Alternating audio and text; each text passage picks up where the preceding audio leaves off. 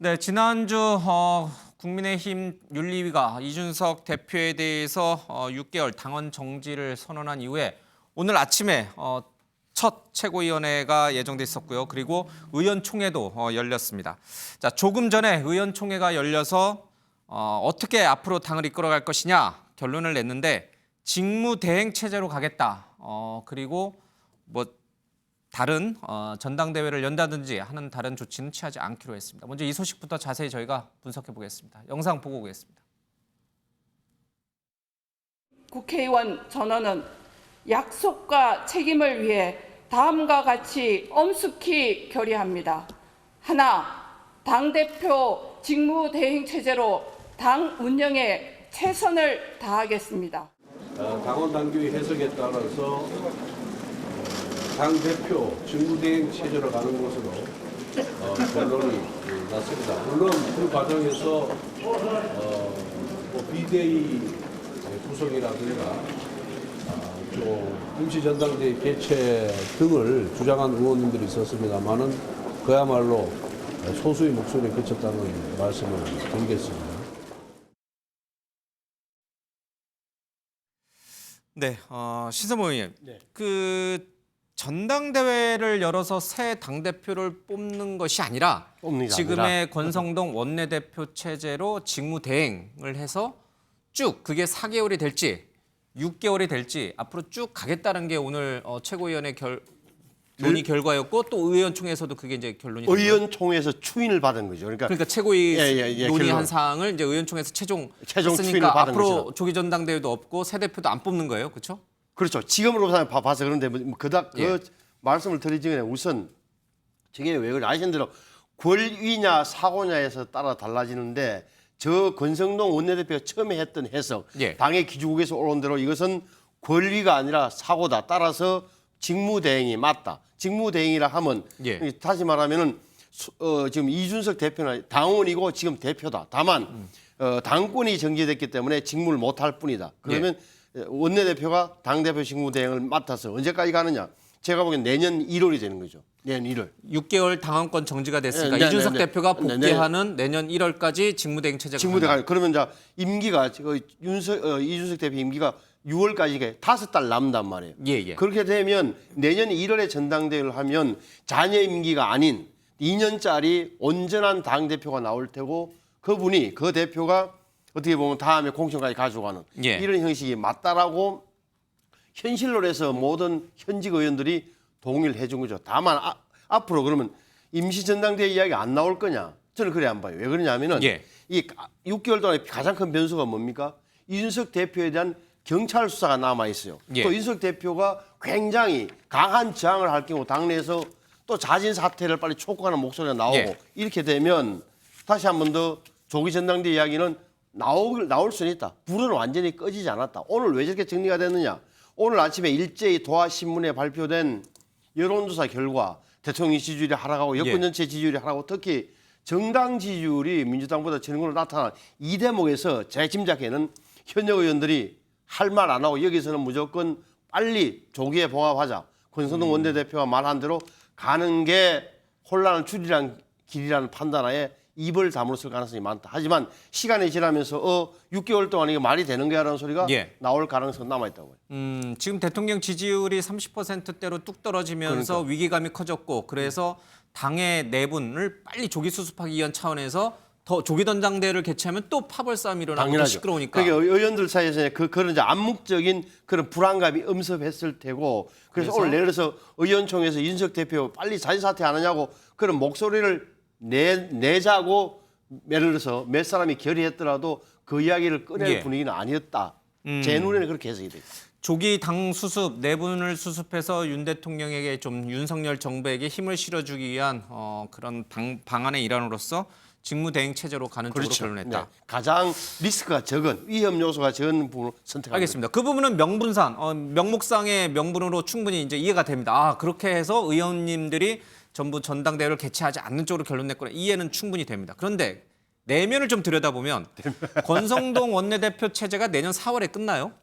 자, 내년 4월까지 대행 체제로 끌고 가서 권성동 원내대표가 직접 전당대회에 나와서 당대표로 가져가려고 한다. 그러니까 그래서 직무대행 체제로 끌고 갔다라고 하는 일각의 또 시선들이 있더라고요. 그런 분석도 가능하죠. 내년 4월까지니까 원내대표가 내년 4월 그러면 내년 1월까지는 원내대표 겸 당대표 다 갖고 있는 거예요? 직무대행 다 같이 둘 다 같이 절대 권력을 쥐고 있는 거예요, 당에? 1월까지는 예. 도움이 될지 안 될지는 모르겠어요. 하지만 4월 달 되면은 그만두고 만약에 그 6월 달 전당대회가 예, 언제 열릴지 모르지만 충분히 역량만 입증된다면 당의 지지율을 올리고 뭔가 저 당 수습에 크게 기여하게 된다면 예. 권순동 원내대표 입장에서는 굉장한 플러스 요인이 되는 거죠.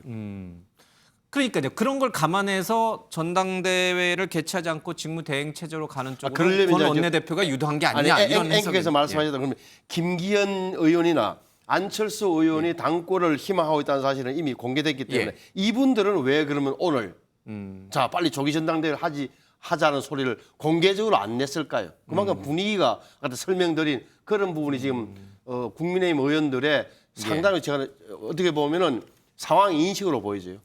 예. 뭐 결과적으로 보면은 뭐 그 이유야 그렇든 결과적으로 보면은 이제 국민의힘 당은 완전히 윤핵관 체제로 재정비가 된 거나 마찬가지입니다. 그렇죠? 소기의 목적을 다 달성한 거예요. 윤석열 정부에 도움이 되지 않을 것 같았던 이준석 대표 체제를 무너뜨리고 윤핵관 중심의 당 지도 체제가 만들어진 거나 진배 없어요. 그렇죠. 그 부분을 노린 건가요? 뭐 아주 오래 전부터 이 시나리오가 정가에서 국민의힘 내부에서 돌았다 이런 얘기도 흘러나오더라고요. 상처뿐인 영광이죠. 사실은 상처 없이 이 영광을 이 몰개간을 썼으면 예. 좋았을 텐데 이 상처가 생긴 건데요. 그런 충분히 의심이 된다고 봅니다. 왜냐하면요, 이 이준석 대표의 예. 입건이 의혹이 제기된 게 지난 대선 경선 때입니다. 대선 경선 때 후보도 되기 전에 좀 연말 그렇죠. 후보도 예. 되기 전에 이미 그 모 유튜버를 통해 가지고 성삼납 의혹 이야기가 나왔고요. 예. 거기에 특정 지역에 검찰 이야기도 나온 적이 있습니다. 이건 물론 뭐 확인할 수 없는 겁니다. 확인할 수 없는 사실입니다만은 그런 부분들이 이야기가 흘러나왔다는 것은 이것이 음모이든가 아니면 누군가는 음모로 보고 있다거나 둘 중에 하나 아니겠습니까? 예. 결국은 정치의 기획이라는 것이 이런 음모론에 기획해서 만들어졌다라고 볼 수 있는 거고요. 예. 그다음에 또 하나의 변곡점이 안철수 의원과 윤석열 대통령의 단일화 과정에서 당권과 그다음에 대권의 분리, 이준석 대표의 그다음에 자리 문제 예. 이런 이야기가 나왔다라고 또 최근에 이야기 흘러나오고 있습니다. 다 안철수 확인할 수는 의원 없습니다. 쪽에서는 아니라고 사실 그렇죠. 문이라고 다 확인할 부인했죠. 수는 없습니다. 확인할 수는 없습니다만은 이런 스토리가 만들어졌다는 것은 예. 윤핵관과 이준석 대표가 서로가 음모론을 만들 정도로 예. 갈등 관계에 존재하고 있다라는 것이고 이것은 권력은 절대 두 사람을 같은 자리에 세우지 않는다. 태양은 두 개 있을 수 없다. 그렇죠. 이 부분에서 이준석 대표가 실수한 것도 인정해야 됩니다. 대통령이 분명히 자리에 있는데도 본인이 뭐 20% 지지율 올리겠다 이런 뭐 사실 오만한 이야기지 않습니까? 아니 그 전에 태도의 문제도 있는 거고요. 예. 그리고 한편으로 보면은 어디든지 마찬가지입니다만 이 동종교배에 동종 집단만 있으면 비판도 없고 발전이 없습니다. 한 당이 윤핵관만으로 채워진다는 것은 굉장히 위험할 수도 있다. 그리고 또 이준석 대표가 만만치 않은 사람입니다. 그냥 사라지겠습니까? 본인 스스로 이야기했습니다. 흑화될 수 있다라고. 저는 이런 과정이 있기 때문에 의원님 말씀하신 것처럼 오늘은 일단은 사건 불과 며칠이 지나지 않았으니까 예. 우선 마무리해 놓자. 그리고 그러나 이것은 계속 잠재되어서 언제 더 대형 폭발물이 될 수도 있다. 저는 그렇게 보여집니다. 동종교배를 하는 이 종은 결국은 이제 소멸되거나 없어지죠. 그렇죠? 퇴화되죠. 네. 예. 그럼 민주당은 왜 이재명 중심으로 또? 민주당은 아직도 친문의 숫자가 훨씬 많습니다. 예. 아직 이종들이 많군요. 다른 그렇죠. 서로 종들이 네, 많군요. 알겠습니다. 자, 이렇게 연말부터 이미 이 당 윤리위의 결정은 예고돼 있었던 것이고 이 직무 대행 체제로 가는 것도 이미 정해져 있는 기획된 시나리오다라는 설들이 다른 것도 아닌 국민의힘 내부에서 나오고 있습니다. 김용태 최고위원의 얘기 들어보겠습니다. 어떤 참작도 없이 의혹만으로 당대표를 징계한다? 글쎄요. 저는 되게 윤리위가 정치적인 판단을 했다고 생각되고요. 그래서 계속 보이지 않는 손이 작용하지 않았을까에 대한 말들이 있는 거잖아요. 뭐 윗선 개입 논란도 있고요. 그래서 있다고 보세요? 저는 100% 확신할 수는 없겠습니다만 짐작도 가고 추측도 갑니다. 왜냐하면 이런 이야기들이 이미 연말부터 나왔던 시나리오잖아요. 이런 시나리오가 연말에 다 계속해서 나왔던 그 여의도에서 흔히 말하는 찌라시로 들리던 소문인데 이준석 쳐내기 소문이 돌았다고요? 찌라시로? 소문이 돌았죠. 예. 어떤 식으로요? 윤핵관들이 윤리위를 통해서 이런 관련해가지고 이런 지난주 금요일처럼 징계를 할 거다. 그래서 당 대표를 거리시킬 거다라는 그런 소문이 돌았습니다. 총장님, 이게 이제 김용태 최고위원의 얘기고 이게 뭐 정설로 확인되지도 않았고 또 증거가 있는 것도 아닙니다. 이미 사전에 누군가에 의해서 기획되거나 뭐 그래서 찌라시가 이미 만들어졌고, 근데 공교롭게도 찌라시가 예고한 대로 지금 이제 판이 흘러가니까 사람들이 그런가? 정말 누군가의 기획에서 나온 흐름인가? 이렇게 이제 생각할 수도 있어요. 이 가정을 자꾸 반복해서 질문할 수밖에 없는데, 만약에 그렇다면 이 시나리오는 누가 기획한 건가? 기획의 주체는 누군가? 윤핵관인가? 아니면 누군가? 뭐 그런 궁금증이 생기잖아요. 이 찌라시의 근원지, 발원지는 어디인가요? 일단 뭐 언론이 예상하는 대로 윤핵관일 것이다라고 보는 게 맞을 것 같습니다. 예. 그러니까 지금의 이런 그 과정에서 끝까지 밀어붙여서 조기 전당대회로 가지 않은 거는 아까 신성병 의원이 말씀하신 대로 지금 그 여론이 워낙 안 좋고 예. 당 상황이 안 좋기 때문에 이런 전체 시나리오에서 보면 이제 2단계를 생각하고 있는 것 같습니다. 예. 다음 단계의 경찰 수사를 보고 다시 유죄가 나온다면 그거에 따른 이제 당원권 정지가 아니라 실질적으로 사퇴를 시키고 예. 전당대회로 갈 수 있겠죠. 이제 거기까지는 생각했는데 지금은 약간 수습안이 나와서 이제 지금 이준석 대표의 그 당대표 자격이 남아있는 상태 보니까 이런 정도의 연말에 나왔던 시나리오보다는 훨씬 더 좀 미약한 수준의 어떤 징계와 행태의 이제 수습이 나오는 것 같은데요. 돌아보면 작년에 어쨌든 입당 때부터 예. 이준석 대표하고 뭐가 안 맞았습니다. 그리고 그때 이준석 대표는 흔히들 말하면 유승민계로서 예. 뭔가 다른 생각을 가지고 있는 것 같은 느낌이 있었고 예. 그 견제가 있었고요. 대선 과정에서는 크게 두 번이나 예. 어쨌든 대통령 후보를 곤욕스럽게 만들었고 예. 그러고 나서 가장 대통령 후보의 지지율이 낮은 12월 20일경에 이 문제가 촉발되기 시작했기 때문에 이미 많은 분들이 이게 이런 그 대통령 만약에 당선되면 가만 안 있겠구나, 손을 보겠구나 이런 생각이 들었고, 이 대통령제에서의 여당 대표라는 거는 하늘에 태양이 두 개 있을 수 없다는 이 원리에 따라서 본인도 조금 유연하게 대처해야 되는데 유연하게 못하니까 이 문제가 결국은 부러진 겁니다. 예. 유승민 전 의원 같은 경우도 이 진실을 모르는 상태에서 의혹만 갖고 윤리가 징계를 내렸다. 막 흡사 조폭과 같다. 이런 표현, 아주 강경한 표현까지도 지난 이제 9일 날 썼죠. 자, 이렇게 되면은 당의 내분 상태가 이제 모두 조기에 종료가 된 것인가? 아니면 이 불씨는 계속 살아서 윤 대통령을 괴롭힐 것이고 당 내분을 계속 분열을 가속화시킬 것인가? 이제 이 부분이 남아 있는 것 같습니다.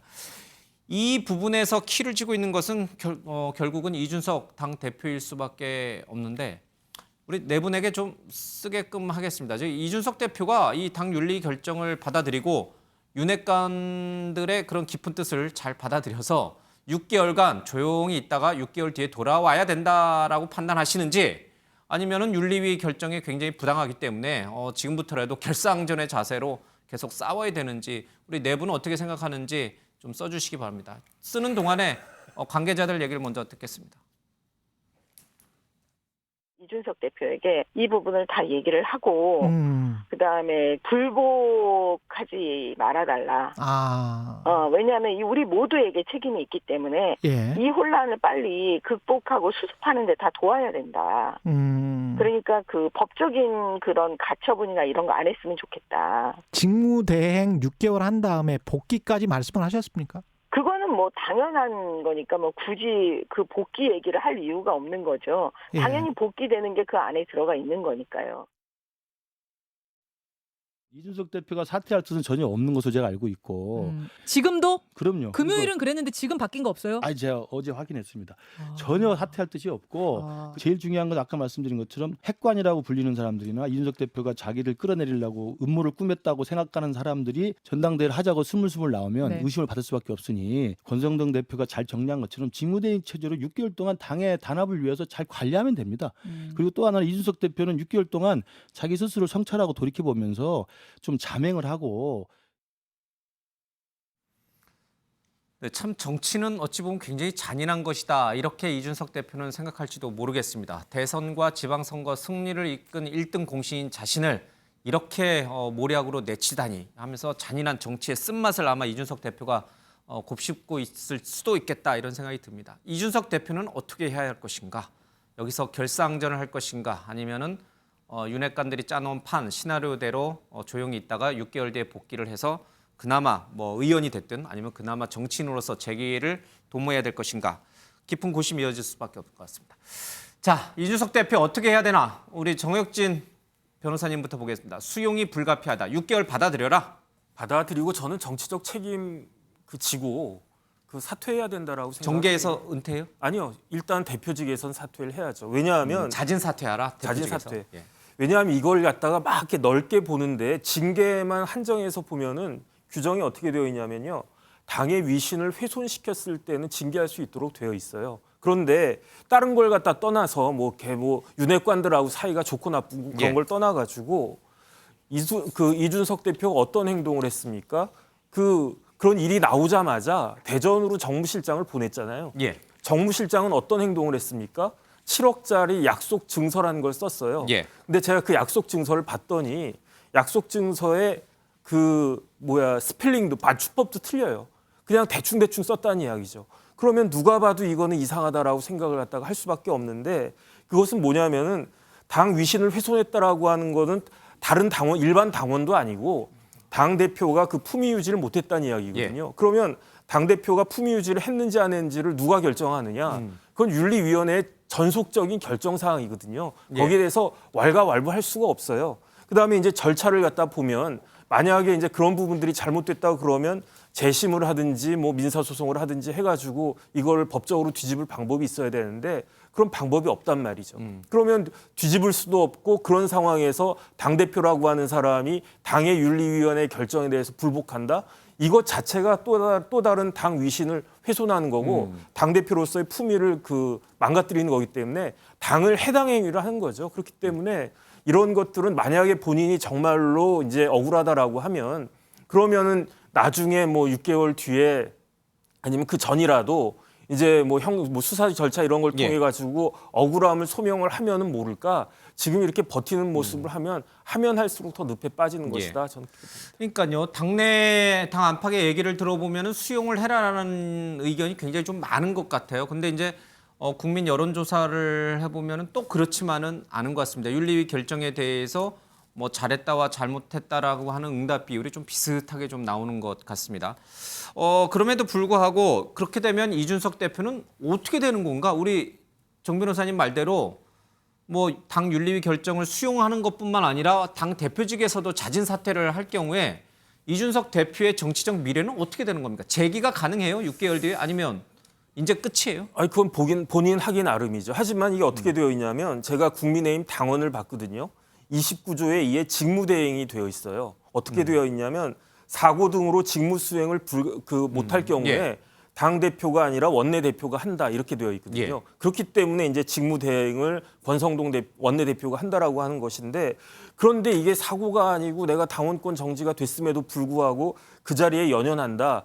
그런 모습을 보여주는 것이 일반 사람들한테 과연 저 사람이 정치인으로서의 자격이 있는 것인가 그런 비판이 계속 오지 않을까 저는 그런 생각이 듭니다. 오히려 수용을 안 할 경우에는 정치적 미래가 더 어둡다. 그다음에 이제 더 중요한 건요. 제가 봤을 때 수사에서 과연 이준석 대표가 무죄가 나올 수 있을 것이냐. 저는 그것도 좀 의심스럽거든요. 그건 나중에 봐야 되겠지만 그런데 만약에 이렇게 버티다가 수사에서 이제 지난번에 이제 성상납 받은 그런 부분들이 유죄가 나온다라고 그러면 그럼 더더군다나 제기할 수가 없는 그런 상황에 빠져드는 거고 차라리 지금 모든 걸 다 던져놓은 상황에서 그 성상납이 사실이 아닌 것으로 밝혀진다거나 그렇게 되면 억울한 걸 당했으니까 동정표를 얻어서 오히려 그 복귀할 수 있는 명분이 생기지 않을까 저는 예. 그렇게 봅니다. 지금은 이제 절치부심하면서 납작 엎드린 상태에서 경찰 수사 결과를 좀 지켜보고 정치적 제기의 기회를 좀 도모해야 된다. 그게 옳다. 이렇게 정혁진 변호사님은 보고 계시고 김두수 우리 총장님은 이제 두 가지 시나리오를 쓰신 것 같죠? 예, 두 가지인데요. 일단 지금 현재 이 모든 거는 사정기관의 손으로 넘어갔다고 봅니다. 예. 사정기관은 넘어갔군요. 현실적으로 권력 쪽 힘이 워낙 예. 세기 때문에 결론은 이미 정해져 있어요. 결론은 이미 정해져 있지만 한숨을 각각 돌리는 거죠. 이 윤핵관 쪽에서도 한숨을 잠깐 돌리는 거고요.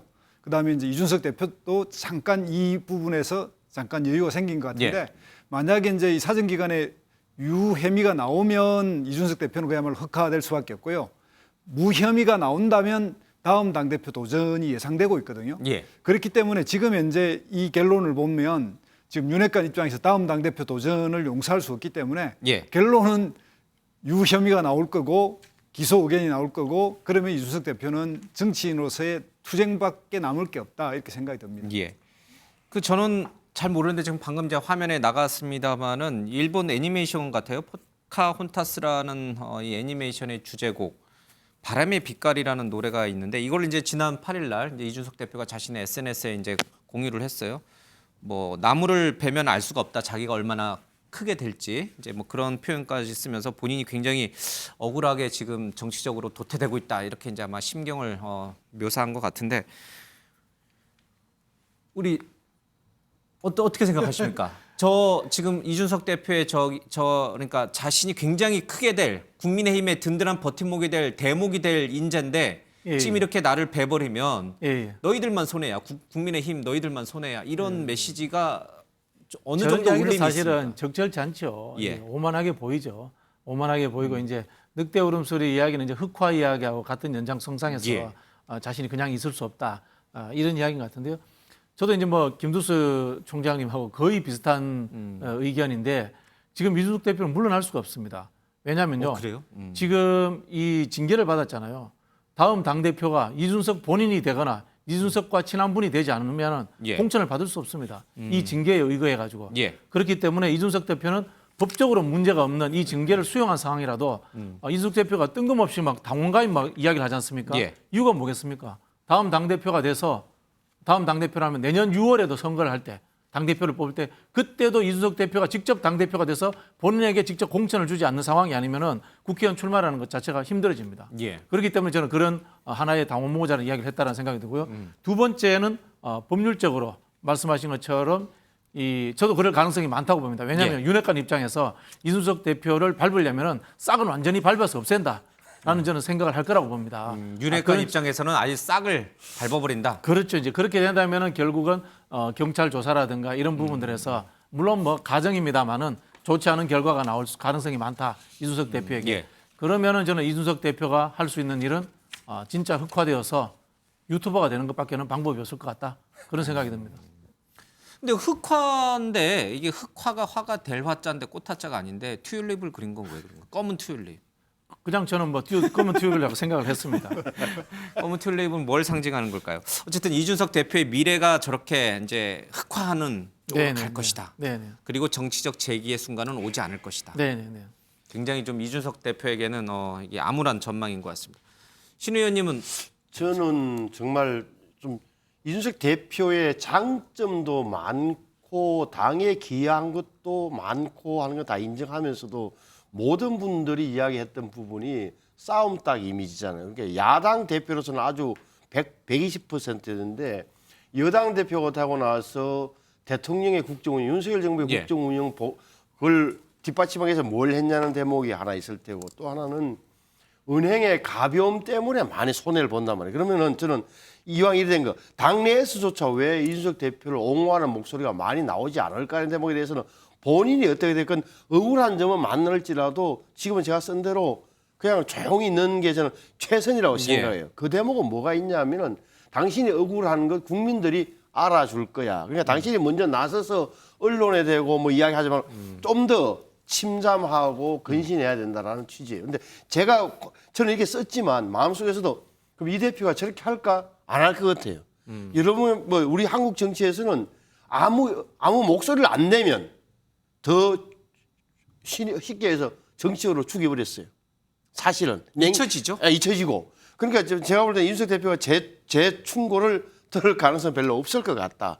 그래서는 오히려 좀 굉장히 뭐랄까 우리 국민의힘 입장도 그렇고 윤석 대표 입장도 갈수록 시간이 갈수록 좀 더 갈등 관계가 좀 커질 가능성이 높다고 봐요. 그래서 윤석 대표가 저는 예. 그런 선택을 하지 않았으면 좋겠는데 그렇게 하기 위해서는 이른바 당에서도 의원들이나 지금 이른바 윤핵관들도 윤석 대표를 너무 자극하는 발언도 예. 안 해줘야 되고 윤석 대표도 6개월 동안은 그냥 꾸준하게 기다리는 모드, 참고 예.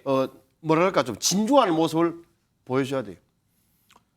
알겠습니다. 잠깐 내려놓으시고요. OX 팻말을 잠깐 듣겠습니다. 그러니까 지금 정혁진 변호사랑 우리 신상범 의원은 이준석 대표에게 근신하면서 자아성찰하면서 조금 엎드려 있어라, 납작 엎드려 있어라 이렇게 이제 조언을 하고 있는데 그렇게 될 가능성보다 우리 두 분 박 교수님하고 우리 김대수 총장님이 얘기한 대로 흑화하는 게 훨씬 더 가능성이 높아 보이는 것 같아요.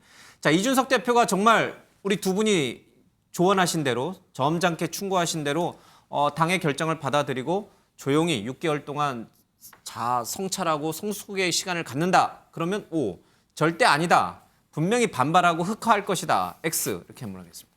자, 성찰의 시간을 이준석 대표가 가질 것이다. 아니다. 그렇죠? 예. 그럼 이제 이거는 뭐 제 설명 안 듣겠습니다. 정 변호사님하고 신성모 의원님은 그러지 않기를 간절히 바라는 마음에서 그런 조언을 하신 걸로 이해하고 이제 아마 네 분 모두 이준석 대표가 이 상황을 그냥 받아들이지 않고 굉장히 반발할 것이라는데 좀 무게를 두는 것 같습니다. 자, 그렇게 되면은 이제 당은 윤핵관 중심으로 좀 일사불란하게 좀 재편이 좀 이뤄질 것 같습니다. 그런데 윤핵관도 한 분이 아니잖아요. 여러 분들이 있잖아요. 또 거기에 안철수 의원도 사실은 당대표를 좀 염두에 두고 있고요. 그리고 김기현 의원도 마찬가지예요. 전 원내대표도 좀 생각이 있으시단 말이에요. 자, 이러면 윤핵관들도 또 분화되면서 또 갈등이 표출될 것인가? 아닐까? 장제원 의원이 주말에 열렸던 행사에는 대규모 인원이 모여서 역시 핵심이다라는 이제 있었고요. 안철수 의원도 나름 계속 이제 새를 불려가는 모습을 좀 보이는 것 같습니다. 윤핵관의 분화는 어떻게 이루어집니까? 지금 정진석 전 지금 현 국회 부의장도 계시고요. 그리고 또 지금 드러나지 않은 또 장제원 의원 말고 권성동 또 이렇게 이런 분들이 쭉쭉쭉 있단 말이에요. 이런 분들은 어떻게 될까요? 제 눈에 가장 크게 비치는 권성동 의원과 원내대표와 장제원 의원 간의 분화가 눈에 보여요. 제 눈에는 보여요. 왜 그러냐면 두 분이 벌써 아무리 시작됐어요. 브라더, 형제라고 이렇게 하지만 강경론과 온건론의 대결 같아요. 제 눈에는 예. 이준석 대표를 어떻게 할 거냐. 긁어 부스럼 만들지 말자.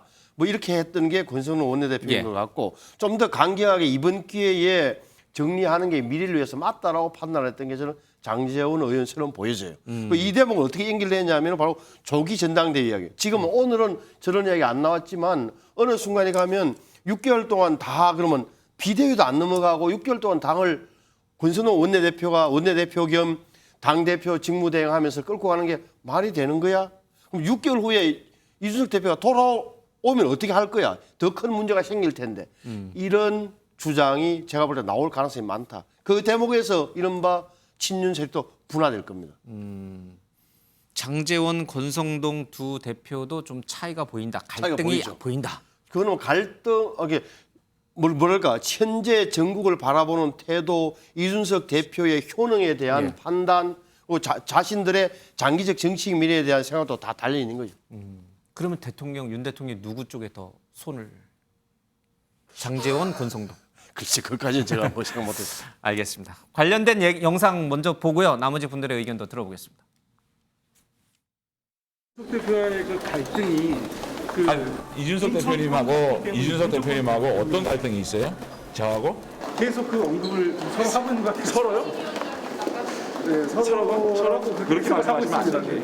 그렇게 말씀하시면 안 돼요. 저는 어떤 언급도 한 적이 없어요. 이 대표는 자, 어떤 언급도 한 적이 없습니다. 어떻게 이 사태를 조기 수습할 것인지 그리고 또 우리 집권 여당이 보다 더 안정적인 지도 체제를 빨리 구축하는 것이 국민들께 대한 의무이다. 의원님께서는 이제 사고로 보고 직무대행 체제로 가는 거에 대해서 동의를 하는 입장이신가요? 지금 보고를 받았습니다만 지금 현재 엄격한 해석이 필요한 그런 상황이고 그런 엄격한 해석 하에서는 지금 사고로 보는 것이 맞다는 것이 지금 현재 저희들 사무국의 입장입니다. 김두수 총장님, 사실은 안철수 의원 입장에서 보면은 이게 조기 전당대회를 가서 본인이 당대표가 되는 게 하루라도 빨리 그 순간이 오는 걸 좋아하는데 이게 6개월 권한대행 체제로 가게 되면 본인에게 불리할 수밖에 없거든요. 어쨌든 이 얘기를 포함해서 윤핵관들의 분화, 그 속에서 다시 싹 트는 갈등, 그 가능성이 있다고 보시는 거예요? 예, 저는 충분히 있다고 보고요. 예. 만약에 윤석열 대통령 지지도가 지금 만약에 뭐 천정을 뚫고 올라가듯이 50% 60% 올라갔으면 조기 전당대회로 가는데 아무런 문제가 없었습니다. 지금 이제 윤석열 대통령의 지지율이 30%대까지 내려가고 있으니까 이 문제에서는 이제 더 무리를 할 수가 없게 된 거고요. 더 갈등을 표출하면 안 된다. 그래서 이 상황에서 조기 수습이 필요한데 대통령이 계속 나서서 이걸 수습해 달라 이런 요청이 있었습니다만 공식적으로 당 일이라서 모르겠다. 나는 그 부분에 원칙적으로 거리를 두고 있다 그러는데 뭐 들리는 이야기에 의하면 그 상당한 부분의 대통령실과 그 관계자들이 윤핵관들이 모여서 이번에는 직무대행으로 가자 이렇게 이제 합의를 봤다는 소문도 있습니다. 윤핵관들이 다 모여서요? 예. 제가 볼 때는 어떤 행태냐면 권성동 대표 중심의 직무대행 체제로 가는데 권성동 대표가 만약에 지금의 야당과의 관계에서 법률적 문제를 한두 번 실수하면 권성동 직무대행 체제도 무너지게 돼 있거든요. 이미 인수위 시절에 이 소위 말하는 검경 분리 말하는 그 부분에서 합의를 잘못해가지고 한번 흠집이 났지 않습니까? 그렇죠. 그래서 한 번 정도 더 만약에 야당의 어떤 이런 원내 전략에 말려서 만약에 여당이 좀 잘못됐다 이래 되면 권성동 체제가 무너질 거 그러면 저는 보면 경찰 수사와 연결돼가 두 개가 결합돼서 조기 전당대회로 갈 것이다 이렇게 예상하고 있습니다. 알겠습니다. 결국은 윤핵관 내부에서도 분열과 갈등이 싹틀 수 있다. 그 가능성이 높다. 이렇게 우리 김두수 총장님 좀 보고 계시는 거 같고. 박 교수님은요. 지금 우리 여론조사 일부 나온 걸 보니까 지금 이 여당 내 차기 여론 당대표로서 누가 제일 적합한가라는 적합도를 물어봤더니 안철수 의원이 25.1%로 제일 높아요. 자, 그러면 안철수 의원과 윤핵관들은 지금 한 배를 탄 것처럼 보이지만 결국은 둘 다 또 갈라지는 건가? 그러면 안철수 의원은 제2의 이준석이 되는 건가? 아니면 윤핵관 속으로 흡수돼서 새로운 신윤핵관이 되는 건가? 그 부분은 어떻게 전망하세요? 글쎄요. 이 여론조사가 참 교묘한 시점에 나왔네요. 교묘한 시점에 나오고 참 오묘하게 우리 안철수 대표가 1등이 나왔네요. 큰 격차예요. 지금 권성동 의원이 원내대표가 4.5%밖에 안 돼요. 당장은 이준석 대표의 이 권위가 충격이기 때문에 이 흔히 하는 대행 체제로 했지만 조금 정신을 차리고 나면은 이 국정 동력을 얻기 위해서 대중적 지지도가 있는 사람을 내세우자 이런 이야기가 나올 수도 있습니다. 그렇다면 그게 제가 봤을 때는 저는 안철수 대표가 이 보궐 당대표가 될 가능성도 있다라고 봅니다. 다만 이 안철수 대표가 공천권을 가지는 내년 6월에 당대표가 되는 것에 대해서는 윤핵관들이 그분 안철수 대표와의 역사성, 친분 관계 이런 부분에서 아직 신뢰 관계는 없을 겁니다. 그런 부분에서 저는 위기 탈출용으로서 국민들에게 인지도가 높은 사람으로서 안철수 대표의 효용성은 남아있다. 이런 생각이 들고요. 저는 이 윤석열 대통령과 우리 당내에 있는 윤핵관이라는 분들의 역사성이 별로 없다고 봅니다. 오래된 관계가 아니잖아요. 그죠? 그럼 뭐야? 그 대선 때 우리가 보였던 거 보면은 집에 가서 식사하고 하는 이런 친분 관계가 막 작동하지 않습니까? 그런 부분에서 저는 오히려 권성동 원내대표보다 장제원 의원이 훨씬 더 가깝지 않은가 그런 생각이 들고요. 현 시점은 장제원 의원이 대선 때 본인이 단일화 과정에서도 개입됐기 때문에 안철수 대표를 표현이 그렇습니다만은 좀 얼굴마담으로서 내세우는 상황으로도 갈 수도 있다. 그런 생각이 들고요. 그럼에도 불구하고 저는 장제원 의원이 이 시점에 1000명이나 동원해가지고 산악회 모임을 했다. 이건 뭐냐면은 내가 실세야. 이거 보여주는 거거든요. 그래서 내년 6월 전당대회 갔을 때는 저는 장제원 의원도 하나의 후보가 아닐까? 그런 추측도 해봅니다. 그 윤핵관들 중에 누가 진짜 핵심 윤핵관인지 그거를 놓고 이제 여러 가지 이제 얘기들이 좀 나오고 계속 이제 하고 있습니다. 윤 대통령이 혹시 이 방송 보면 뭐라고 생각할지 모르겠어요.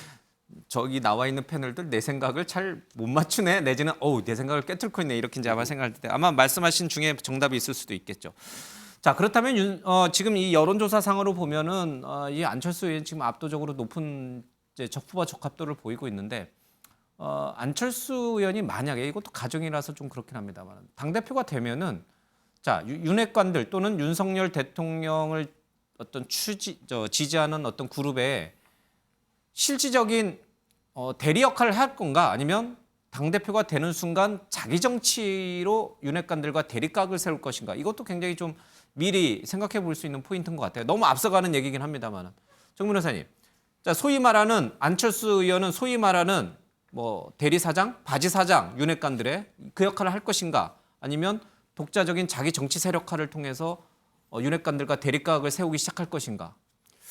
그 안철수 의원이죠 지금 예. 뭐 대리사장 같은 역할을 해본 적이 있으신가 하는 생각이 들어서 예. 어쨌든 만약에 이제 당 대표가 혹시 된다라고 하면 본인의 세를 키우고 그 다음에 다른 걸 떠나가지고 안철수 의원은 차기를 노리시는 분 아닙니까? 그러니까 본인의 입지를 굳히려고 할 것 같은데 자기 정치를 할 것이다. 네네. 그런데 그것을 과연 윤 대통령이 이제 임기가 시작된 지 얼마 되지도 않았는데 그걸 용인할 것인가 일단 그런 생각은 드는데. 그런데 조금 전에 김두수 총장님이 소문 말씀하셨지만은 소문을 떠나가지고 법적으로는 권한 대행이 있을 수가 없습니다. 왜냐하면은 제가 당원을 봤더니 29조에 권한 대행이라고 하는 그 규정을 두면서 그 당 대표가 권위했을 때에는 원내대표가 이거 그 역할을 한다. 근데 권위라고 한 게 뭐냐면요, 존재하지 않는다는 뜻이거든요. 그러니까 뭐 얼마 전에 그 아베 총리 전 총리가 사망했지만 그렇게 사망을 하거나 하야를 했거나. 아니면은 탄핵당해가지고 파면이 됐거나 아니면 이 건 같은 경우에는 징계가 제명이 나왔거나 이런 경우에 권한대행이지 그렇지 않은 경우에는 직무대행일 수밖에 없거든요. 그다음 직무대행인 상태에서는 전당대회가 있을 수가 없으니까 지금 이제 그 지지율이 많이 나오니까 안철수 의원 입장에서는 혹시 그 이준석 대표가 6개월 가기 전에 그 이제 그 물러난다. 그러면은 이제 그 직무대행에서 권한대행으로 가면서 이제 전당대회가 다시 열리겠죠.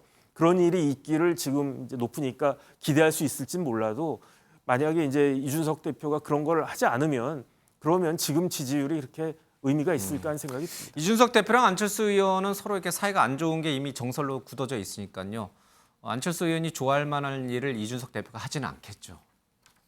그렇죠? 그럴 수도 있을 것 같습니다. 웃음의 의미는 뭡니까? 네네. 알겠습니다. 정치는 워낙 다양한 변화무쌍해서 내일은 또 어떻게 될지 모르니까요. 오늘의 동지가 내일의 적이 되고 내일의 적이 오늘의 동지가 되는 게 정치니까 이준석 대표, 안철수 의원, 윤핵관 세 그룹의 어떤 관계 설정이 어떻게 될지 모르겠습니다. 자, 다음 이슈로 가겠습니다.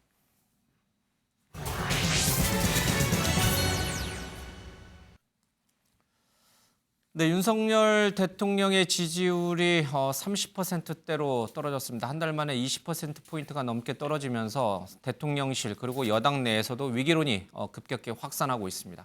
자, 공교롭게도 그런데 오늘 아침에 이 도어 스태핑, 그러니까 출근길에 1층 현관에서 잠시 기자들과 즉답을 하는 이 도어 스태핑을 중단하기로 했습니다. 표면적으로 대통령실이 밝힌 이유는 지난번 스페인 출장 이후에 대통령실 기자실을 중심으로 코로나 확진자가 많이 나왔기 때문에 당시에 이제 1호기를 같이 탔으니까요, 기자들도.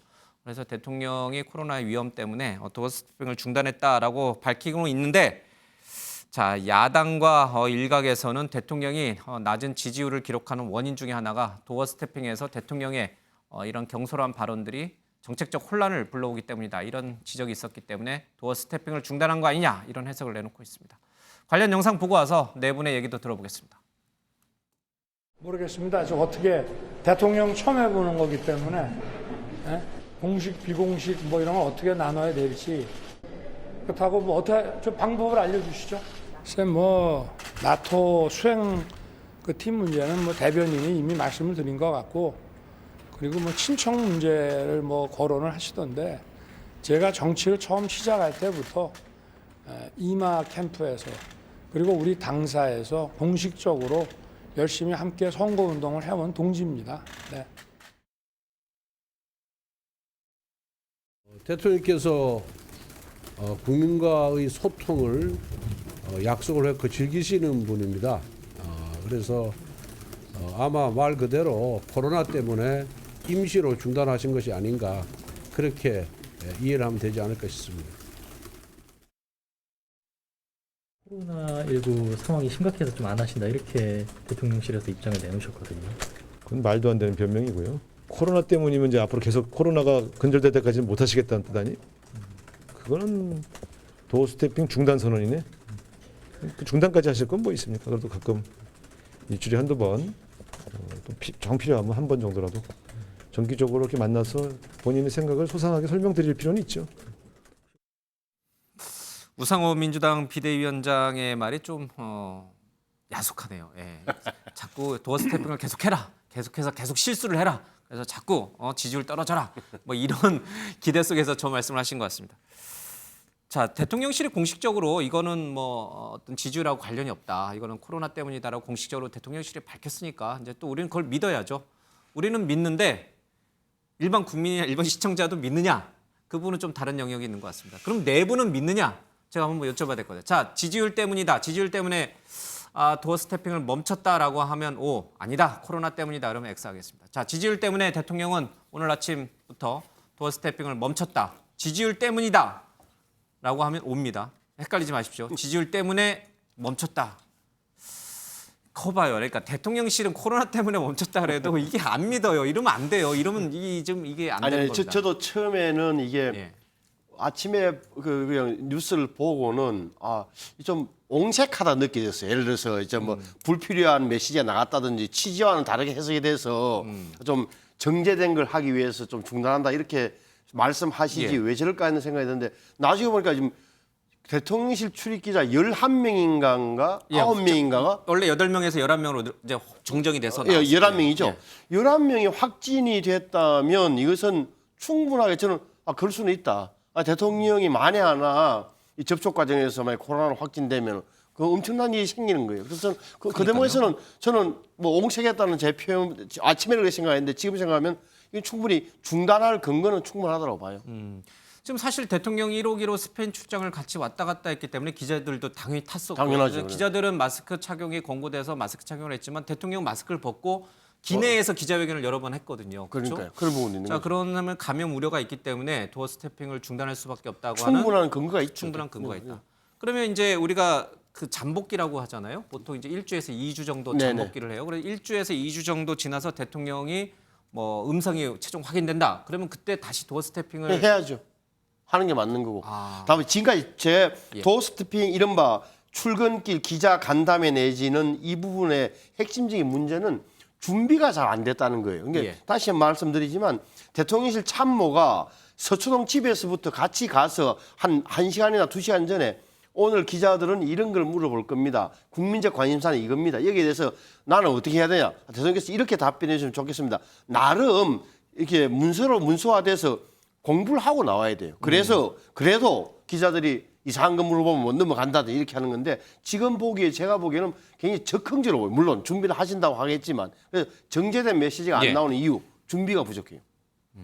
알겠습니다. 그럼 준비될 동안 준비를 하고 나와요. 시간적인 여유를 갖고 그 다음에 이제 나올 거다. 어쨌든 지금 도어 스태핑을 오늘 중단한 것은 코로나 때문이다. 그 말을 믿는다. 네네 저는. 세 분은 안 믿는다라고 하셔서요. 지지율 때문에 저는 뭐 지지율 때문에 그만두신 게 잘하신 거다. 지지율 그 국민 여론조사라는 이런 것들에 대한 이유가 뭐든 눈치를 보셔야죠. 눈치를 보는 게 정상인 거예요. 내 고집대로 내 취향대로 한다는 것은 저는 맞지 않다는 생각이 들고요. 말씀하신 것처럼 이 기자회견을 하는 것이 좋습니다. 그러나 이제 준비된 기자회견, 사전 질문 받고요. 그리고 또 사전 질문에 예상 질문 뽑아서 밤에 이제 댁에서 사저에서 뭐 술 같은 거 드시지 마시고 공부하셔가지고 일주일에 한 번 정도 이렇게 제대로 된 국정 현안을 갖고 이야기하는 것이 맞지. 이렇게 좀 이 구체적이지 않은 언어를 가지고 해서 논란을 일으키는 적절치 않다고 봅니다. 솔직히 말씀드려서 저희도 방송하면서 실수하지 않습니까? 근데 뭐 대통령이 이런 방송인 출신도 아니고 제대로 하시기가 쉽지 않을 겁니다. 예.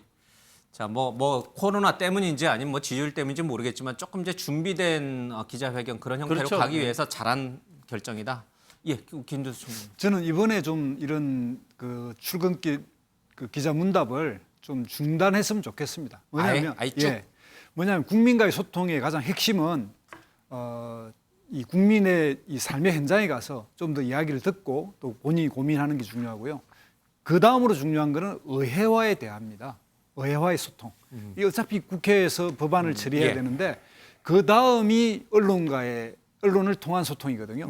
근데 윤석열 대통령은 이 비중으로 보면 이 세 개의 비중 중에 그래도 가장 낮은 언론에 노출되는 걸 너무 즐기신 것 같아요. 근데 문제는 이 즐기시는 건 좋은데 그러면 국민들이 볼 때 저분 대통령께서 우리가 지금 굉장히 어려운 이 경제 상황에서 열심히 뭔가를 하고 있다라는 어떤 태도와 자세를 보고 싶어 했는데 그런 건 너무 동떨어진 인식이나 문답을 하니까 실망한 거거든요. 이번 기회에 이런 뭐랄까 이런 출근길 문답을 하는 문제 전체를 전면 재검토하는 그런 기회가 됐으면 좋겠습니다. 우리 정 변호사님. 일단은 코로나가 일부 이유일 수는 있겠죠. 하지만 그것 때문에 전적으로 도어 스태핑이 중단됐다라고 볼 수는 없을 것 같고요. 일단은 제가 봤을 때 이준석 대표하고 윤석열 대통령 공통점이 있어요. 영선이라는 거거든요. 그다음에 아무리 뭐라고 그래도 윤석열 대통령까지 되셨지만 정치인으로서는 아직 그렇게 그 경험이 많은 그러한 분이 아니고 정치는 말이지 않습니까? 그 말에 있어서 실수가 제 눈에도 여러 번 보였거든요. 그런데 저는 어떤 게 문제라고 생각을 하냐면 그 실수를 대통령님 실수하셨습니다라고 하는 말을 할 수 있는 참모가 청와대에 없구나. 그러다가 이제 그게 쌓여가지고 이제야 비로소 그런 이야기가 나왔구나. 그래서 지금 김두 총장님 말씀하신 것처럼 어느 정도 준비가 잘 될 때까지 뭐 한 달에 한두 번 정도를 하시든지 그런 식으로 하는 게 좋고 차라리 이 핑계를 해가지고 좀 정비를 하는 것이 필요하지 않나 싶습니다. 제가 이제 이 프로그램 앵커를 맡으면서 정혁진 변호사님 볼 때마다 저분은 우리가 보수 쪽으로 이렇게 몫으로 이제 패널로 모셨는데 말씀하시는 거 보면 이게 좀 우리가 잘못 모신 건가? 합리적인. 자, 그런 말씀들이 뼈아픈 말들이 다 지금 잘 되라고 윤석열 정부 성공을 위해서 하는 말인데 그것들이 얼마나 수용이 될지는 잘 모르겠습니다. 자, 어쨌든 간에요. 도어 스태핑을 중단한 것은 이유가 뭐가 됐든 코로나 때문이든 아니면 뭐 여러 가지 지지율 때문이든 일단은 조금 숨고르기를 하면서 조금 가는 게 좋겠다. 잘 준비된 상태에서 기자회견 하는 게 좋겠다. 이런 의견이 좀 많았습니다. 자, 지지율 하락과 관련해서요. 당내 여당 내 갈등 얘기는 이미 우리가 이준석 대표 얘기를 하면서 쭉 다 했으니까 그 이유를 제외하고 윤석열 대통령의 지지율이 왜 이렇게 급격하게 계속 떨어지고 있을까? 그 이유를 조금 한마디씩 좀 적어주시기 바랍니다. 여러 가지가 있을 텐데 우리 네 분이 자, 그 쓰는 동안에 관련된 얘기들 영상으로 먼저 보겠습니다. 선거운동을 하면서도 지지율은 별로 유념치를 않았습니다.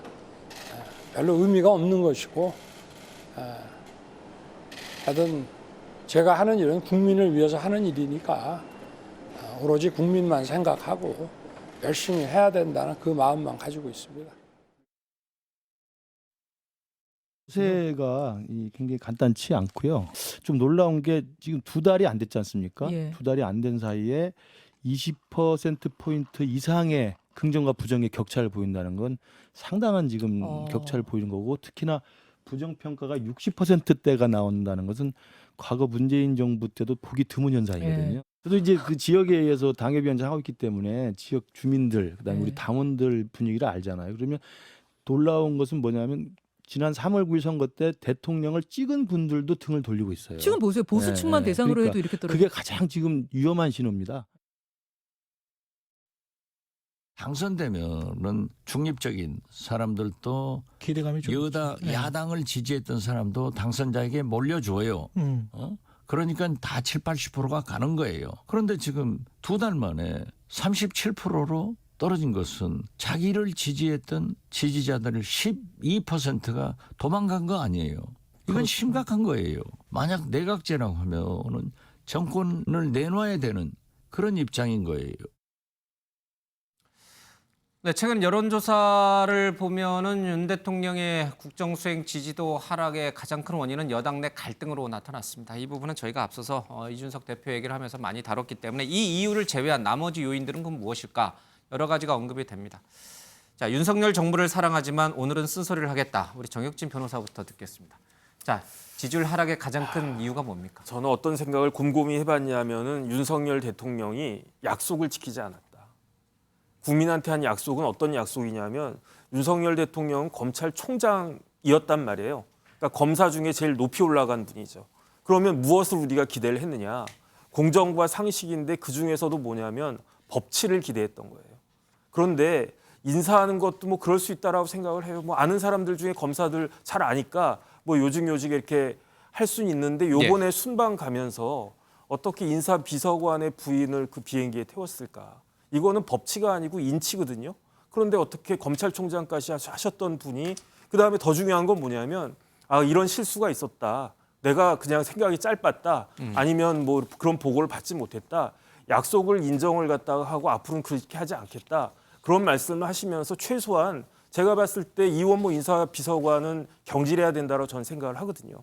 그런데 그게 아니고 아니 뭐 그럴 수도 있지. 이러면서 뭐라고 이야기했냐면 지난 정부 문재인 대통령 때는 더 하지 않았느냐. 그 이야기는 뭐냐면은 윤석열 대통령이나 문재인 대통령이나 똑같다라는 식으로 지지자들한테 제가 봤을 때 구조적으로 우리나라 국민의 50%는 아직까지는 윤석열 대통령을 지지할 마음이 없어요. 그런데 그 나머지 50%에서 지지했던 사람들 중에서도 그 윤석열 대통령에 대해서 기대했던 부분들이 빠지니까 그러니까 지금 지지율이 30% 한 중반대 이렇게까지 빠진 것이 아닌가 저는 그렇게 판단을 합니다. 국정 운영 전반에 걸쳐서 대통령이 과거 약속했던 것들이 이루어지지 않고 있고 왜냐하면 이게 임기 초반이니까 사실 어떤 성과를 내는 게 아니란 말이에요. 그러면은 그 이야기하는 거, 그다음에 인사하는 거 몇 가지로만 이제 국민들은 판단할 수밖에 없는데 왜냐하면 이제 검사들을 뭐 금감원장으로도 임명하고 여러 군데 임명하지 않았습니까?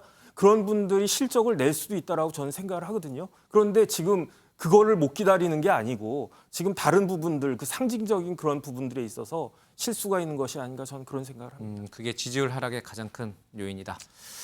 김두수 총장님. 저는 이제 한마디로 말하면 태도인데 이 태도가 대통령과 대통령의 부인인 이 두 분이 다 같이 국민에게 그런 인식을 줬다고 봅니다. 뭐냐면 정말 대통령으로서 진심을 다해서 뭘 하고 있는 게 아니라 이분들이 뭔가 대통령 지위를 이용해서 다른 걸 즐기는 거 아닌가.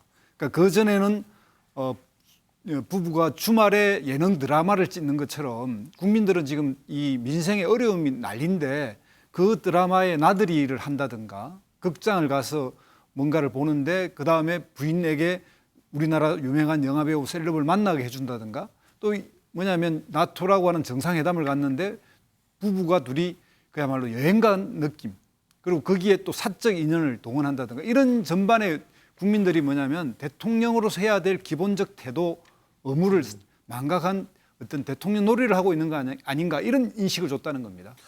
근데 이거 뭐 제가 대통령실 대변인도 아니까 변할 입장은 아닙니다만은 뭐 미국의 예를 들어봐도 뭐 태풍이 허리케인이 와도 대통령 휴가 쓰지 않습니까? 플로리다 가가지고 골프 치고 그러잖아요. 그래서 뭐 외신에도 가끔 나오잖아요. 근데 그걸 갖고 미국 언론이 지금 허리케인이 와가지고 수많은 이재민이 나고 뭐 몇 사람들이 죽었는데 지금 대통령이 한가롭게 휴가 가서 골프 치냐 이렇게 미국 언론은 비판 안 해요. 미국 또 그 하이힐을 신고 가서 트럼프 부인이 멜라니아 여사가 하이힐을 신고 가서 수해 난 지역에 비판을 좀 했고요. 그런데 이제 한국은 뭐냐면 지금 현재 그러니까 이제 취임한 지 생각해 보면 2달입니다. 열심히 일할 때다. 그렇죠. 운동화 신고 뛸 때다. 본인도 아까 말했지만 영선에다가 대통령이 되겠다는 결심을 한 지 1년 좀 넘었어요. 이러면 부지런히 공부하고 뭔가 같이 회의하면서 막 고뇌하고 고심하는 이게 뭐야 하는데 부부 둘 다 너무 한가한 겁니다. 월화수목 금금금으로 갔어야 된다. 실제 그렇게 하든 안 하든 그런 자세를 보여줘야 되죠. 문재인 대통령도 주 5일제 정착시키기 위해서 또 저녁이 있는 삶을 정착시키기 위해서 직원들 빨리 퇴근해라. 6시 넘어서까지 일하면 오히려 벌칙 페널티를 주겠다 이렇게 하셨는데 어쨌든 지금은 운동화 끈을 쪼이고 열심히 경제도 그렇고 어려움이 많으니까 뛸 때다. 그 부분이 좀 아쉽게 느껴져서 지지율이 하락하는 것이다. 뭐 어려운 얘기들이 계속 나오고 있습니다. 우리 박 교수님. 저는 이제 뭐 태도를 넘어서서 자질 논란으로 온 것 같아요. 과연 이분이 대통령 감이었던가라는 게 돼서요. 근본적인 질문을 던지는 것 같아요. 점점 더 어려워지고 있습니다. 어쨌든. 뭐 그런 거 아니겠습니까? 이 주말에 쉴 수 있습니다. 여가를 즐길 수 있습니다만은 주중에 그럼 열심히 일하시는가? 그런 거 한번 쳐다봐야 되는데 그럼 무슨 일을 하려고 하는가? 윤석열 정부 100일인데 무슨 일을 하려고 하는지 잘 모르겠어요. 우리 문재인 정부 한 2달 100일 소득주도 성장으로 막 논란이 있었습니다. 박근혜 대통령 때 지금 생각해 보니까 경제민주화, 창조경제 이야기 나와가지고 저희가 뭐 참조경제 이렇게 조롱했던 적도 있습니다. 그래 일을 했다는 겁니다. 이명박 대통령 MB노믹스 4대강 뭔가 하려고 하셨어요. 근데 지금 윤석열 정부는 뭘 하려고 하는지 모르겠어요. 그리고 국민들이 느끼는 거는 이분이 국정에 별 관심이 없다. 이렇게 느끼는 것 같아요. 무슨 일을 하겠다는 것을 구체적으로 안 밝히시니까. 그런 거 아닌가요? 지금 경제위기 상황이고 이런 상황에서 그런 무슨 일을 하겠다는 것을 뚜렷이 밝혀지지 않고 비선 논란 나오지요. 공사 구별 안 되죠. 그러다 보니까 근본적으로 우리가 지난 대선 때 잘 뽑았는가 못 뽑았는가 저는 회의하고 있다 이런 생각이 듭니다. 네. 민주당 지지자들은 당연히 못 뽑았다고 생각하고 그렇죠. 네네. 국민의힘 지지자들도 그럼 못 뽑았다 저는 이렇게 뭐 생각한다는 일부 중도적인 국민들 사이에서 그런 여론이 형성된다는 생각이 듭니다. 네. 알겠습니다. 이번 김건희 여사도 했는데 뭐 우리가 많이 했으니까 좀 짧게 예. 뭐 같은 이야기입니다. 이제 흔히 하는 말로 왜 제2부속실을 안 만드느냐 그런 이야기를 했는데 대통령이 이런 이야기했습니다. 이 도어 스태핑에서 부인 이야기를 하니까 어떻게 하는지 방법을 가르쳐달라. 우리 표현하자면 감당 안 된다는 이야기 아닙니까, 그죠? 그런 상황이 되니까 이 전통적인 한국 사회에서 그게 용인이 쉽게 되겠습니까? 알겠습니다. 자, 세 분 모두 아주 쓴소리를 많이 쏟아냈습니다. 우리 신성범 의원 거는 이렇게 돼 있어가지고 앞면이 안 보여요. 뭐라고 썼는지. 저 너무 좀 가혹하다. 오늘 딱 취임한 지 2달 하루 됐어요. 61일째. 근데 이렇게 혹독한 평가가 나오고 여론조사가 이렇게 나온다는 것은 좀 가혹하다는 생각을 먼저 할 수밖에 없다. 네. 물론 아쉬운 데모 적었습니다. 다시 말하면 이 정부의 국정 철학이 뭐냐, 비전이 뭐냐는 데 부분에 대한 뚜렷한 상을 못 보여주고 있다는 점은 분명한 거예요. 뭐 인사 문제니 뭐 경제 민생을 살피지 않는다, 경험이 부족하다, 김건희 여사 어떠 하는 건 다 격가지고 제가 보기에는 윤석열 정부는 어떤 정부다, 무슨 정책을 추진하려고 하는 대목을 국민들한테 설파하는 데 실패하고 있다. 예. 다시 말하면 아침에 대통령 말 한마디가 하루 종일 언론을 장악하지 적어도 장관들이나 부총리나 총리가 어떻게 하겠다는 말은 오히려 묻혀서 안 나오는 이 지점, 국정 방향에 대한 의문을 해소해야 된다. 두 번째는 적어도 중요 정책에 대해서는 좀 진지해질 필요가 있다. 다시 말하면 경제가 위기라고 그랬으면 경제 전쟁 상태다. 폭풍이 다가오고 있다 그랬으면 국무총리나 경제부총리는 굉장한 집중도를 보여요. 국정의 집중도가 떨어진다. 예. 따라서 진지하지 않은 것처럼 보인다 이 말이에요. 그리고 윤석열 대통령의 스타일 문제가 나오는데 이미 태도와 이분이 아시는 대로 좀 여유가 있는 모습은 오히려 좋아 보이는 측면도 있어요. 근데 그것이 이런 콘텐츠와 결합하지 않았을 때는 가볍게 느끼지는 이 지점까지 온 거는 맞다. 여기에 대해서 좀 홍보 라인이라든지 정무 라인 쪽에서 굉장히 신경을 쓰는 방법밖에 없다. 그래서 대통령이 지금은 당장은 단시간에 성과가 나올 수 있는 건 아니에요. 어찌됐건 내가 왜 대통령을 하려고 했는가, 예. 대통령 당선되면 내가 어떤 나라를 만들 것인가에 대해서 정말 대통령께서 다시 한 번 더 원점으로 돌아가서 초심을 잃지 않는 그 마음으로 돌아가야 할 시점은 맞는 것 같아요. 알겠습니다. 자, 여러 요인들을 좀 말씀해 주셨습니다. 그 가운데 이제 인사 얘기도 좀 있었던 것 같습니다. 어제 송홍열 공정거래위원장 후보자가 낙마를 했습니다. 벌써 4번째 장관급 낙마인데 물론 정권 초기에는 간혹 있었던 얘기긴 합니다만은 이렇게 많은 분들이 낙마를 한 적이 그렇게 많았던 것 같지는 않고요. 그리고 또 청문회를 거치지 않고 또 김주영 금융위원장 후보자가 이제 임명이 됐습니다. 이런 경우도 좀 흔치 않은 것 같습니다. 적합한 인물을 지금 대통령실에서 잘 못 찾고 있는 건가요? 아니면 정말 자신들의 지인 위주로 인사를 하다니까 저기 뭐 보시면 알겠지만 정호영 장관, 김승희 장관, 송홍열 또 김인철 교육부 장관 후보자는 뭐 누가 추천해 청구했는지 모르겠습니다. 대부분 대통령과 가깝다라고 소문이 알려져 있는 분들이 좀 많아요. 저는 뭐 내부의 어떤 프로세스, 예. 어떤 과정을 거쳐서 저분들이 뭐 당선을 알 수는 없지만 적어도 송홍열 후보자가 자진 사퇴한 것은 제가 보기에는 지지율과 연관이 있다. 따라서 대통령이나 대통령실에서 굉장히 예. 긴장감을 갖기 시작한 신호로 보여진다. 앞으로는 지금까지는 제가 보기에는 아마 대통령의 사적 인연, 장재원 의원 등의 추천에서 됐을 텐데 지금부터는 예를 들어서 법무부에 만들어졌다는 고위인사정보관리단, 예. 그다음에 인사기획비서관과 인사비서관 이런 분들, 다시 말하면 김대기 비서실장의 역할이 중요해진 시점인데 어찌될지 저 사람 인사 문제에 대해서는 제가 뭐 평가할 만한 우리 정익진 변호사님 좀 혹시 아세요? 대통령실의 인사 시스템에 뭐가 문제가 생긴 거예요? 아니면 지인들 중심으로 대통령 의사가 너무 강하게 반영이 되다 보니까 부족한 인물임에도 불구하고 이렇게 자꾸 지명이 되는 건가요? 어떻게 왜 이런 문제 생겨요? 전혀 모릅니다. 인사가 어떻게 되고 있는지 전혀 모르는데 일단은 송홍열 위원장 같은 지금 교수죠. 송홍열 교수는 말 그대로 학자예요. 그다음에 굉장히 유명한 학자입니다. 그다음에 이제 상법 쪽에서는 굉장히 우리나라 거의 최고의 학자인데 그런데 제 생각에는 그냥 공정거래위원장 한번 하시죠라고 하니까 한번 해볼까라고 생각을 가볍게 했다가 뭐 내가 굳이 나 그냥 법대 교수하면서 공부하는 게 더 좋지 딱 그런 스타일이거든요. 더군다나 전공도 상법 전공이지 공정거래법 전공이 아니란 말이에요. 그러니까 그런 것도 부담이 있을 텐데 근데 이런 부분들을 정확하게 확인도 안 하고 다른 분도 아니고 뭐 이게 경제학자나 이런 쪽이면 대통령이 모르실 수도 있는데 그런데 연수원도 동기고 충분히 알 수도 있었는데 굳이 지명을 갖다가 했다가 이제 철회가 되는 이런 모양새가 나온 게 사실은 일이 제대로 돌아가지 않는다라고 하는 방증일 거다라는 그런 생각이 들면서 원래 공정거래위원장은요 장관하고 틀려요. 임기가 있거든요. 그래서 지금 공정거래위원장이 없는 게 아니에요. 근데 어쨌든 그 문 대통령이 임명한 공정거래위원장이 그 여의치 않게 그 임기를 다 마칠 수도 있겠다. 일단 그런 생각까지 듭니다. 알겠습니다.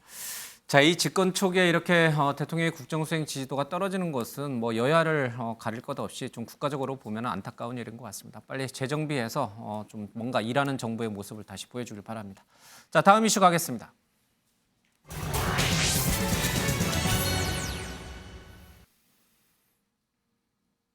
네, 아베 전 총리의 피격 그리고 사망이 참의원 선거에 그대로 투영된 것인지 이 자민당을 비롯한 보수 정당, 그러니까 개헌을 추진하고 있는 4개 정당의 의석수가 과반을 넘어섰습니다. 이래서 자, 일본은 이제 헌법에 자위대를 집어넣고요, 군사적 강국으로 갈 수 있는 발판을 마련하게 될라고 평가를 좀 하고 있는 것 같습니다.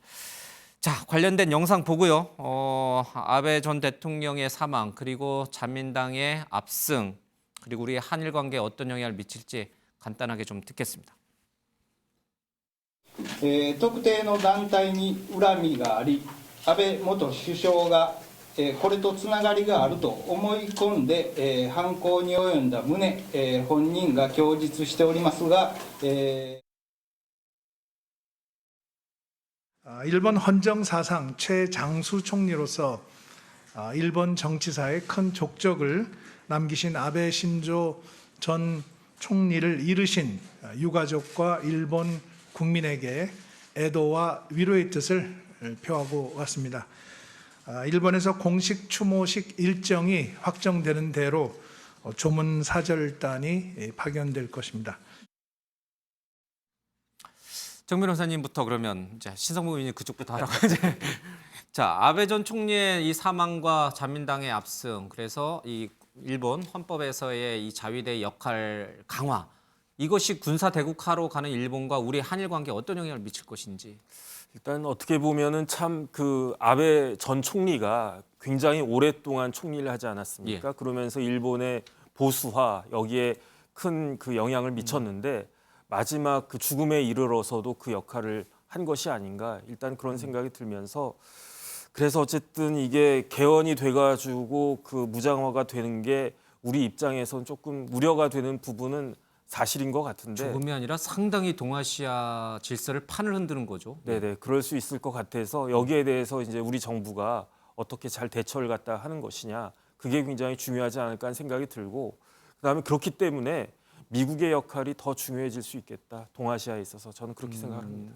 일본의 군사 대국화 내지는 그것이 잘못된 방향으로 가는 것을 막아줄 수 있는 사람은 국가는 미국밖에 없다. 이런 뜻인 거죠? 아무래도 미국의 영향력이 더 중요해질 수밖에 없지 않나 싶습니다.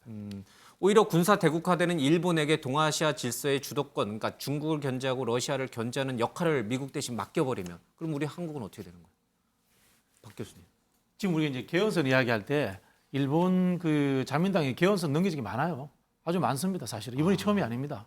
그럼에도 불구하고. 네네. 근데 이 54년 평화헌법을 개정하지 못하는 것은 평화헌법을 제정할 때 그 후견인 역할을 미국이 했거든요. 미국이 일본이 정상적인 군대를 가지고 외국에 진출할 수 있는 상황에 대해서 태클을 걸어놓은 겁니다. 결국은 그렇기 때문에 지금 일본이 쿼드라든가 이런 부분에 적극적으로 참여하면서 미국에게 이 동북아의 이 질서에 있어서 본인들이 개입하겠다는 의사를 밝히고 있는 건데 여기에 이제 중요한 것은 우리 정부가 함부로 이 쿼드라든가 이런 게 적극적으로 참여하겠다든가 또는 뭐 말이 뭐 잘못 나왔을 수는 있습니다만은 유사시에 일본과 이렇게 뭐 군사 진주가 가능하다라든가 이런 이야기들은 하면 안 되는 겁니다. 제가 그 소식적에 아베 고향 마을에도 가본 적이 있는데요. 거기가 흔히 하는 말로 일본 군국주의의 본산입니다. 아베 그 아시겠지만은 이 외조부가 기시 노부스케라고 이 전범이고 55년 체제를 만든 이 우익 정치인의 표상 아닙니까? 그런 측면에서 아베가 이 공을 세운 것도 있지만 우리가 조문하고 위로할 것은 해야 되지만은 일본 이 우익의 본질에 대해서 한치도 우리가 놓쳐서는 안 될 거다. 그런 생각이 듭니다. 그리고 시간이 좀 없어서 30초씩만 드리겠습니다. 나머지도. 예, 뭐 당연히 그런데 이제 지금 현재 헌법이 개정 안 돼도 일본의 무장화 상당히 진행됐고요. 그리고 미국도 헌법 개정을 바라지는 않는 것 같습니다. 현재는. 그래서 이제 지금 현재 체제는 이게 인도 태평양 전략이라고 해서 일본이 상당히 그 역할을 하게 됐지만 조금 더 이 지금 현재 아베 이후에 일본은 조금 더 두고 봐야 되지 않을까 저는 그렇게 당장 막 그렇게 급하게 우리가 이제 걱정할 거리는 아니다라는 말씀. 뭐 흔히들 우리가 뭐 저 군사 대국화를 경계한다 이런 표현은 뭐 우리끼리는 쓸 수 있겠지만 일본 내부의 여론도 잘 들어볼 필요가 있다. 저렇게 결과가 나왔고 아베 신조가 계속 추앙받는 이유 중에 하나가 현재 국제 정세 속에서 일본 사람들이 느끼는 불안감은 또한 이해는 가는 대목이 있다. 그래서 우크라이나 전쟁이라든지 중국의 군사력이 확대되면서 느끼는 일본 사람들 불안감. 거기다 북한의 핵까지 미사일까지 거기서 그런 점은 우리도 역지사지 심정에서 생각하면서 해석해야 된다고 봐요. 알겠습니다.